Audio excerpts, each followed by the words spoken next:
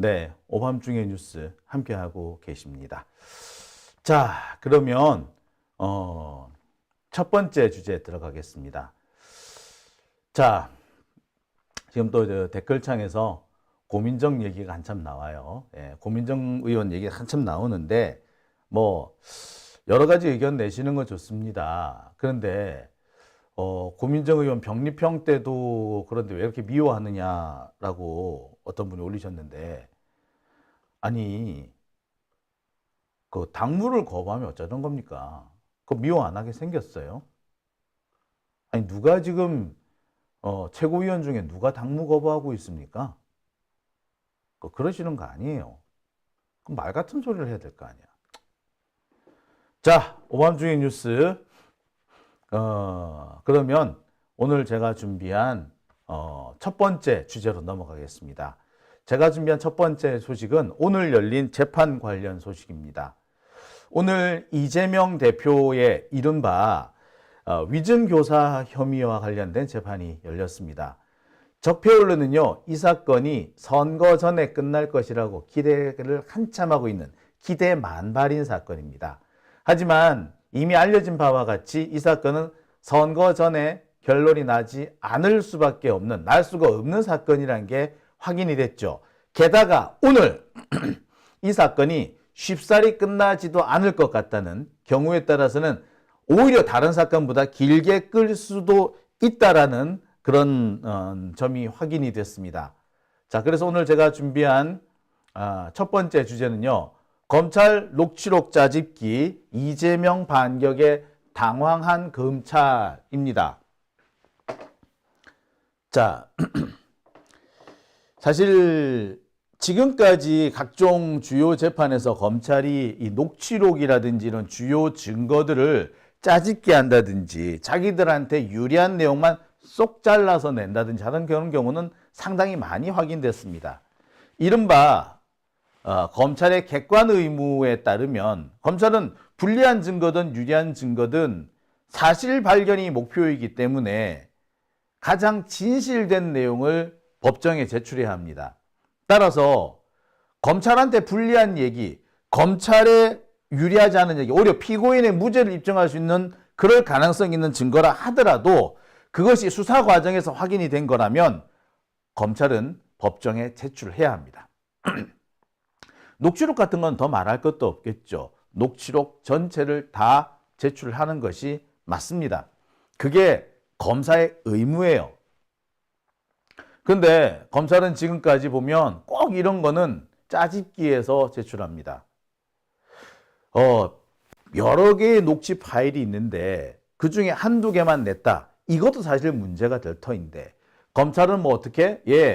하나의 녹취 파일 중에서도 일부분만 추출해가지고 그것이 전체 내용인 양 공개하는 경우도 꽤 많았습니다. 그렇게 해서 법정에 증거랍시고 제출을 해요.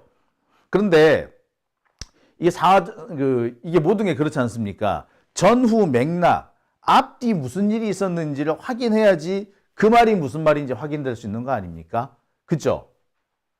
그런데 딱 한두 마디만 딱 잘라가지고 제출하게 되면 검찰이 자신들이 원하는 대로 증거나 사실관계를 조작할 수가 있습니다.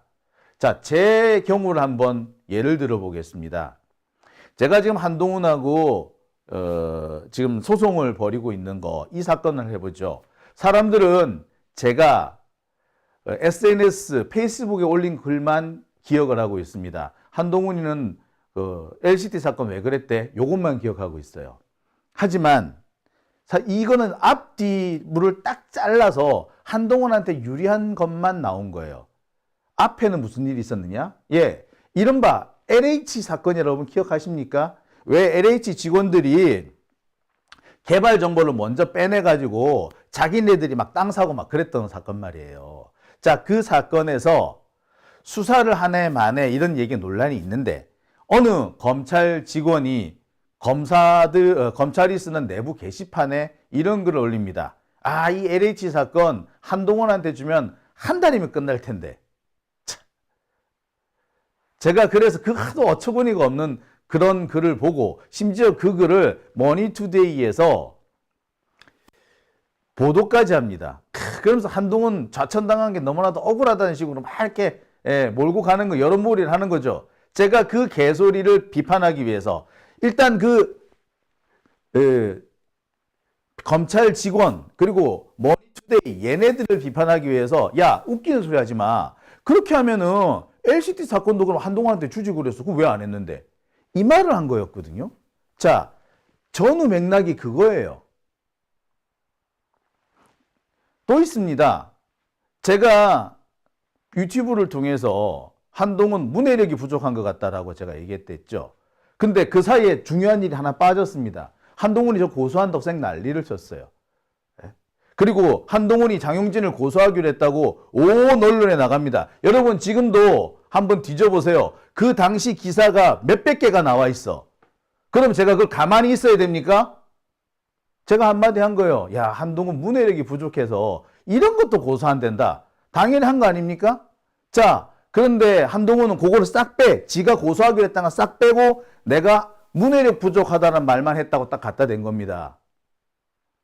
이런 걸 보고 조작이라 그러죠. 왜곡이라 그러죠. 한동훈은 이런 짓을 잘해요. 아니, 검사들은 이런 짓 잘합니다. 자, 이번에 또 그런 일이 벌어진 거죠. 이재명 대표를 위증 교사 혐의로 기소한 사건에서도 검찰은 또 녹취록을 짜집기 한 것이 드러났습니다. 야, 정말 얘네들은 조작의 달인이지요. 조작의 달인. 이런 조작은요, 옛날에 누가 하던 조작이냐? 안기부 새끼들이 하던 거고 중앙정보부 애들이 하던 겁니다. 근데 그 중앙정부나 안기부가 하던 짓을 이제 검사들이 하고 있는 거죠. 이것들은 검사가 아니라 법조인이 아니라 개새끼예요. 검사라고 말하면 안 돼. 자, 이재명 대표 재판, 이른바 위증교사 혐의에 대한 사건이 오늘 진행이 됩니다. 오늘 이 재판은 어떻게 진행이 됐냐면 이른바 피고인 신문이 진행돼요. 이 오늘 피고인 신문은 김진성이라는 사람에 대해서 진행이 됩니다. 이재명 대표 살인 미수범, 그 테러범 이름도 김진성인데 위증교사 사건에서 이재명 대표를 궁지에 몰아넣고 있는 사람 역시 김진성입니다. 이 사람은 김병량 전 성남시장의 비서였어요. 김병량이라는 사람은 누구냐? 이재명 대표와 성남시장 자리를 놓고 경쟁하던 당시 한나라당 시장입니다. 그 사람의 비서야. 자, 그 사람의 비서가 맨날 김병량 시장 돌아다니다가 어느 날 갑자기 어쨌다? 이재명 대표한테 나 이재명한테 유리한 진술 해줄래라고 덜컥 온 거예요. 예. 자, 그런데 이 사람이 이제 상황이 바뀌니까 나 위증 해달라고 해서 어쩔 수 없이 내가 한 거야. 또 이렇게 말을 바꿉니다. 배신에 배신을 한 자죠. 김병량 시장, 이재명 대표의 경쟁자 한나라당 쪽 애가 야, 나 저쪽하고 안 할래 라고 해서 한나라당 배신하고 이재명한테 와가지고 이재명 대표한테 유리한 증언 해드릴게요 해놓고서는 이재명 대표 낙선하니까 또 싹 바꿔가가지고 나 위증 해달라는 위증 교사 받았어 라고 하는 거죠. 정말 줏대 없는 새끼지. 옛날 어른들 같으면 뭐 떼버려라. 야, 남자가 돼가지고 그러고 있느냐고. 그러고도 뭐 달고 나왔냐. 이렇게 조롱감이 될 그럴 자입니다. 자, 이 사람에 대한 오늘 피고인 신문이 있었어요. 그러니까 이 사람은 여기서 온갖 이재명 대표 욕을 다 합니다. 이재명이 나를 잘 모른다고 했다는, 친하지 않다고 했다는 게 정말 억울하다, 인간적으로 배신감 느낀다, 이런 개소리를 했어. 그런 말 할 자격이나 있는 놈이냐고. 보니까 이 사람, 김진성이라는 사람, 이 사람이야말로 여기 갔다가 저기 갔다 간에 붙었다, 쓸개에 붙었다 하는 놈 아니야? 그죠? 지가, 남을 뭐라고 할 자격 자체가 없는 놈 아니야? 애시당초 자격 미달 아닙니까? 이런 놈인 거예요. 자, 원래는 이 김진성 피고인에 대한 결심까지 진행될 예정이었습니다. 구형까지 나올 예정이었어. 왜? 김진성 이 사람은요, 혐의를 부인 안 합니다. 자기가 위증했다고 인정을 해버려요. 그렇기 때문에 따질 게 없는 거지. 하지만 이재명 대표 측은 나는 그런 적 없어 라고 하고 있으니까 이게 앞으로 재판이 길어집니다. 따라서 김진성 부분은 먼저 마무리 짓고 이재명 대표 건으로 넘어가는 게 맞아요. 근데 오늘 이 결심이 진행이 안 됐다고 제가 들었어요. 자, 여기서 제가 짚고 넘어갈 게 있습니다. 언론 보도를 보면은요, 뭐라고 되어 있느냐 하면은 이재명 재판 위증 혐의 전 성남시장 비서라고 되어 있습니다. 자, 지금 오늘 피고인 신문을 마친 사람이 성남시장 비서라고 되어 있어요. 성남시장 비서. 마치 보기에는 이재명 대표의 비서인 것처럼 보입니다. 그죠? 이재명 재판 위증 혐의 전 성남시장 비서. 이재명 대표 위증 전 성남시장 비서. 누가 봐도 이재명 대표의 비서인 걸로 보이죠. 하지만 제가 앞서서도 말씀드렸듯이 이 사람은 이재명 대표의 비서가 아니고요. 이재명 대표와 경쟁 관계에 있었던 김병량 씨의 비서입니다. 이재명하고는 아무 관계가 없던 사람이에요. 그러니까 지금 여기에 나와 있는 언론 보도 기사들은 하나같이 대중들의 그 오인, 착각을 유도하는 기사 제목인 거죠.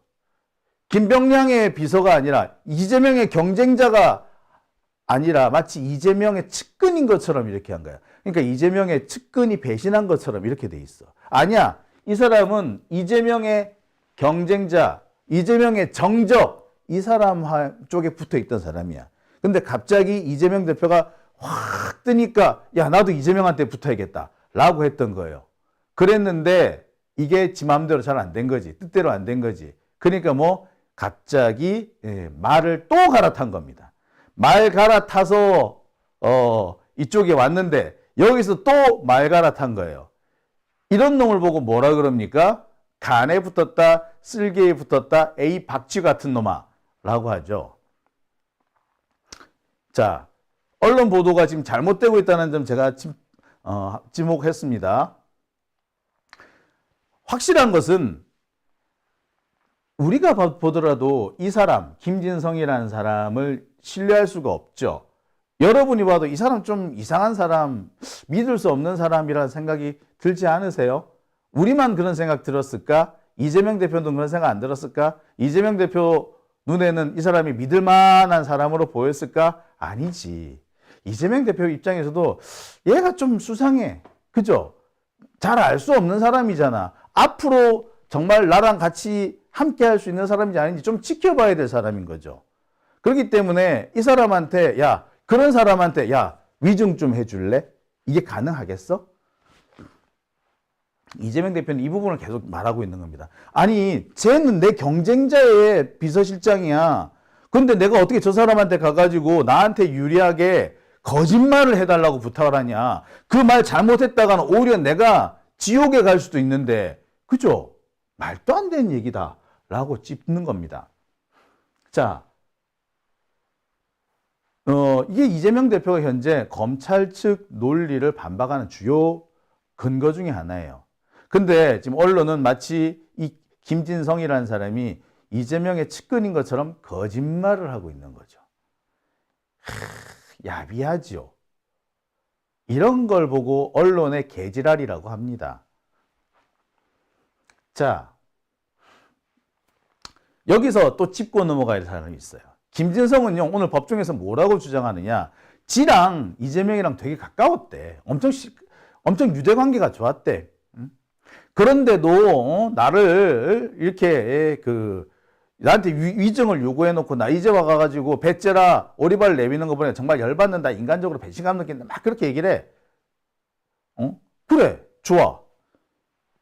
착각은 자유지만 주장도 자유니까 그래, 좋아.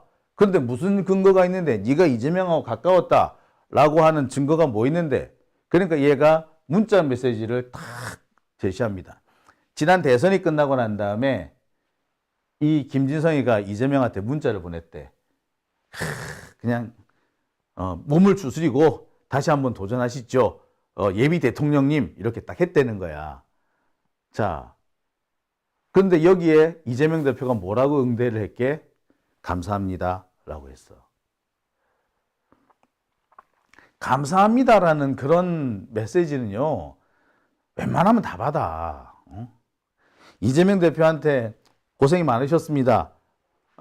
라고 이렇게 문자 메시지 보냈는데, 감사합니다라고 답 안 받은 사람 거의 없어. 저 같은 경우도 고생 많으셨습니다.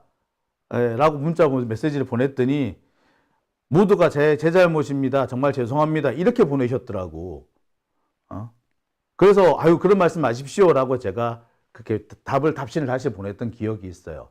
자, 적어도 가깝다고 말하려면은 그 정도까지 문자가 왔다 갔다 할 정도는 돼야 되고, 다 제가 모자라서 그렇습니다. 정말 죄송합니다. 도와주셨는데 제가 보답을 못했습니다. 이재명 대표가 나한테 꽤 길게 보냈어요. 그러면 나는 이재명 대표 최측근 중에 측근이겠네? 예? 감사합니다보다 진짜 여러 줄이 왔어. 자, 감사합니다라고 답신했는데 이게 왜 가깝다는 표시야? 지는 엄청 뭐 이렇게 했는지 모르겠지만 적어도 이재명 대표 입장에서는 약간 거리감을 두는 그런 모습 아닌가요? 그죠? 아주 거리감을 두고 형식적이면서 또 예의만 딱 갖추는 그런 모습이잖아. 근데 이게 어떻게 가까운 표시야? 아주 황당한 애죠, 얘는. 자, 이해를 못 하시는 분들을 위해서 제가 자세하게 좀 바꿔봅니다. 김진성이라는 사람이 이렇게 문자를 보내요. 몸 추스르고 다음을 모색합시다. 형님, 지사님, 시장님, 대통령님, 예비 대통령님께 이렇게 보냈대. 참, 아주 그냥 아부다 그지 아부. 아부도 이런 왜 이러죠? 지금 저기 지금 아부도 이런 아부가 없죠. 응? 자, 몸 추스르고 다음을 모색합시다. 형님, 지사님, 대통령님 이렇게 얘기를 했대. 그래서 예비 대통령님께 라고까지 얘기를 하고 그러고 뭐라고? 자, 이렇게 문자를 보냈더니 이재명 대표가 뭐라고 답신을 보냈는고 하니 자, 여러분들 같으면 만약 가까운 사람 같으면 뭐라고 보냈을까요? 이재명 대표가 그래 그동안 고생 많았네. 나 때문에 이렇게 고생을 했는데 성과가 좋지 못해서 참 민망하네. 뭐 이런 정도의 좀 그럴싸한 얘기들이 나오지 않았을까요? 자, 그런데 여기에 대해서 이재명 대표는 뭐라고 얘기했다? 감사합니다 라고 답신을 보냅니다. 감사합니다. 이게 다야. 이게 가까운 사람, 유대감이 깊었던 사람들 사이에 오가는 문자 메시지인가요? 여러분 어떻게 생각하십니까? 아주 가까운 표현이야 이게? 예, 그냥 일상적인 표현 아닙니까? 일상적인 지지자에 대한 답신 아니에요? 이 정도면? 근데 이게 어떻게 유대관계의 표시라고 얘기를 하죠? 자, 이거를 참 그 증언이라고 법정에서 하는 놈도 웃기고 이런 증언이 나왔다고 기사 쓰는 놈들도 참 웃기죠. 정말 수준을 물에 말아 먹어 치운 것 같이 그런 행동들을 하고 있는 거 아닌가요? 자, 이렇게 김진성이라는 사람은 오늘 법정에서 개소리를 늘어놓았습니다. 김진성의 개소리는 오늘 오전 재판 동안에만 나온 거고요. 오후 재판부터는 이재명 대표의 반격이 진행이 됩니다. 오전에는 김진성에 대한 피고인 신문이 있었기 때문에 이재명 대표는 출석할 의무도 없었고요. 이재명 대표는 오후 재판부터 출석을 합니다. 자, 그리고 오후 재판에 들어와서 이재명 대표는 본격적으로 반격에 나섭니다. 이재명의 매서운 반격, 무슨 얘기가 나왔느냐? 자, 이재명 대표의 반격은요, 녹취록과 관련된 내용입니다. 오늘 이재명 대표 측에서 검찰의 녹취록 문제에 대해 집중 거론을 합니다. 검찰이 녹취록을 중요 증거라고 제출을 했는데 이 녹취록이 전부가 제출된 것이 아니라 일부만 나왔고 그마저 짜집기식이었다라고 지적을 한 거죠. 자, 검찰이 확보한 녹취록이 꽤 여러 개라고 합니다. 꽤 여러 개 있고요. 또 분량도 상당히 많다고 하죠. 검찰은 지금까지 엄청난 분량의 증거를 확보한 것처럼 떠벌 했어요. 하지만 지금까지 증거로 제출한 부분은 극히 일부분입니다. 그러니까 이 녹취록을 일부만 짜집기해서 제출한 게 아니냐라는 지적을 당연히 받을 수밖에 없겠죠. 실제로 이재명 대표는 이렇게도 말합니다.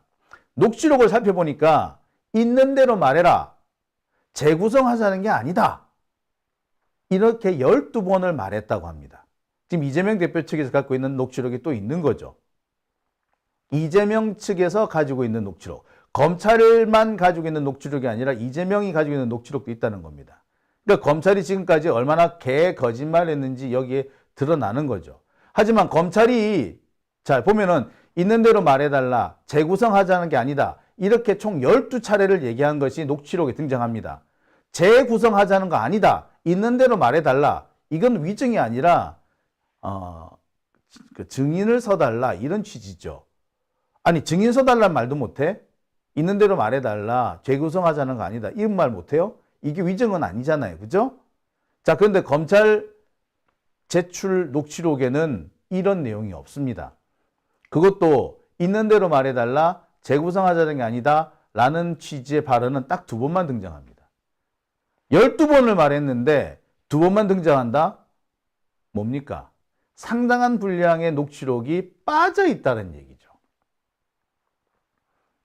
자, 이와 관련해서 이재명 대표 측은 녹취록을 곧 제출할 거라고 합니다. 이재명 대표 측에서 녹취록을 제출하게 되면 이것은 재판에 있어서 중대 분수령이 될 겁니다. 지금까지 이 검찰의 태도를 보면은요, 항상 보면 이 녹취록도 그렇고 뭐 다른 증거물도 그래요. 일부만 추출해가지고 짜집기를 해서 제출하는 경우가 참 많았습니다. 제일 대표적인 것이 조국 전 장관 사건이었죠. 그 중에서도 그 노환준 교수로부터 이 장학금을 받는 그 대목이었는데 이 근거로 가족 단톡방을 들어요. 근데 이 가족 단톡방에서 뭐 노환준 교수님이 뭐 어떻게 했다 어쨌다 뭐 이런 얘기 있는데 그래서 그걸 짜모아 가지고 마치 이 가족들 사이에 이 장학금 받는 것이 이미 확정된 사실이었고 너무나도 부끄러워 가지고 다른 사람한테 알리지 마라 쉬쉬해라 라는 식의 대화를 오고 간 것처럼 이렇게 얘기를 합니다. 하지만 그거는 무려 1년 8개월 동안 1년 8개월의 기간을 두고 3차례에 걸쳐서 오간 겁니다. 그 사이에 다른 대화들이 엄청 많았어요. 그러니까 1년 8개월 동안 가족 단톡방에 얼마나 많은 얘기들이 있었겠어. 그 수많은 얘기 중에 검찰은 딱 3개를 뽑아낸 거예요. 그것도 각각 6개월 혹은 1년 이렇게 시간차가 있는 얘기를 딱 뽑아가지고 조합을 하는 겁니다. 지금 이번에 뭐 그 아들, 조국 장관의 아들의 뭐 그 쪽지 시험 이 부분도 사실은 어떻게 알았겠어? 가족 단톡방을 털어서 한 거거든요. 여튼 지금까지 검찰의 행보를 보면은 증거랍시라고 제출하는 것이 사실은 다 뭐다? 짜집기 된 거라는 거예요. 뿐만 아닙니다. 뭐 다른 문서도 마찬가지예요. 문서 내용 전체를 제시하는 것이 아니라 문서의 일부만 쫙 잘라내가지고 이게 이렇다더라 라고 합니다. 또 있죠. 대장동 사건에서 이른바 정영학 녹취록. 정영학 녹취록도 검찰이 유리한 방향대로 짜집기해서 퍼뜨리지 않았습니까? 정영학 녹취록에 그래서 엄청난 얘기들이 들어있는 것처럼 이재명 대표한테 엄청 불리한 내용들이 들어있는 것처럼 떠버렸댔죠. 하지만 막상 정영학 녹취록 전부를 쫙 훑어보니까 전혀 다른 얘기들이 나오지 않습니까? 이재명은 별로 관련이 없다라는 게 거의 입증되지 않았어요. 정영학 녹취록에서는. 근데 검찰은 있지도 않은 걸 있다고 하거나 다른 말을 했는데 또 이상한 말을 한 것처럼 이렇게 살짝 윤색해가지고 막 퍼뜨렸었어요. 검찰의 전문이죠. 증거물을 가지고 이렇게 저렇게 조작해가지고 자신들한테 유리하게 언론 플레이를 하는 거에 검찰의 전공 과목이나 다름없는 그런 겁니다. 자, 근데 이번에는 이재명 대표 측에서 그 점을 꽉 집었죠. 나는 12번이나 얘기했는데 딱 2번밖에 안 들어가 있어. 12번 동안 진실을 얘기해달라. 사실 있는 대로 얘기해야 된다. 재구성하자는 얘기는 절대 아니다. 라고 몇 차례나 얘기했는데 그 12번이나 되는 얘기는 싹 없어지고 2번만 딱 남아있더라. 이거 전부 아니다. 녹취록 전부 내놔라. 검찰은 짜집기 아니라고 또 펄쩍펄쩍 뜁니다. 아니 그러면은 짜집기인지 아닌지 조작을 했는지 안 했는지를 알려면 뭡니까? 예, 합산해보면 알 거 아니야. 합해보면 알 거 아니야. 12번을 얘기를 했으면 적어도 한 7, 8번 정도는 나와줘야지 아 이거 조작 아니다라고 생각을 하지. 12번 얘기했는데 2번만 달랑 나오면 이거 누가 봐도 조작 아닌가요? 그렇죠? 참. 자, 문제는 이제부터입니다. 이 녹취록 문제가 나왔기 때문에 이 재판은 길어지게 됩니다. 이재명 대표 측도 녹취록을 이제 제출을 할 겁니다. 그러면 그 녹취록과 검찰이 가지고 있는 녹취록을 가지고 또 한 번 논란을 벌일 수밖에 없겠죠. 그렇게 되면 이 문제를 가지고 한참 씨름을 할 수밖에 없습니다. 게다가 검찰이 지금 이 녹취록을 제출을 안 하려고 해요. 아, 그렇겠지. 제출해봐서 자기들한테 불리할 거 아니야. 그러니까 제출 안 하려고 할 겁니다. 시간을 끌 거예요. 왜? 여러분, 용산 참사 때, 검찰이 그 경찰들의 이 무선 통화 내역, 무선 내용을 다 숨겼어요. 한참 동안 공개를 안 했습니다. 예. 그건 몇 년이 지나서 겨우 일부만 공개를 했어요. 지금도 그 부분에 가지고 계속 논란이 있습니다. 법원에서 공개하라고 그랬는데도 공개를 안 했어. 자, 이 문제 역시 마찬가지입니다. 이 녹취록을 두고 또 한참을 논란을 벌일 겁니다. 이게 재판의 주요한 그 논점으로 등장할 가능성이 높죠. 자, 검찰이 쪼개서 잘라서 낸 녹취록이 있고 이재명 대표가 내보낸 전부 녹취록이 있어. 그러면 어느 쪽이 더 신빙성이 있느냐를 두고 뭐 논쟁을 벌일 수밖에 없겠죠. 그렇게 되면은 결국에 검찰 측에서 증거를 다 제출해야 돼. 근데 검찰은 그걸 못 제출해. 왜? 제출을 잘못했다가 지들이 엄청 불리한 상황이 될 거기 때문에 그렇죠. 이렇게 되면 이 재판은 무한정 길어지게 됩니다. 그리고 경우에 따라서는 재판이 공전될 가능성도 배제를 할 수는 없죠. 자, 검찰은요, 아마도 재판을 공전시키면서 그 책임을 이재명 대표한테 떠넘기는 짓을 또 하려고 들 겁니다. 하지만 이 부분에 대해서는 이제 어느 정도는 먹히지 않는, 그러니까 사실 워낙에 많이 써먹었다 보니까 국민들이 보기에도 식상한 그런 논리인 거죠. 이 식상한 논리들이 지금 벌어지게 되지 않겠느냐. 그래서 이재명 대표의 재판, 이번 재판 역시 뭐 적폐 언론은 이것이 금방 끝날 재판인 것처럼 떠버리고 있으나 사실 이 사건 역시도 꽤 오랜 시간 길어질 수밖에 없다라고 봐야 될 것 같습니다. 제가 볼 때 이 사건 꽤 오래 가요.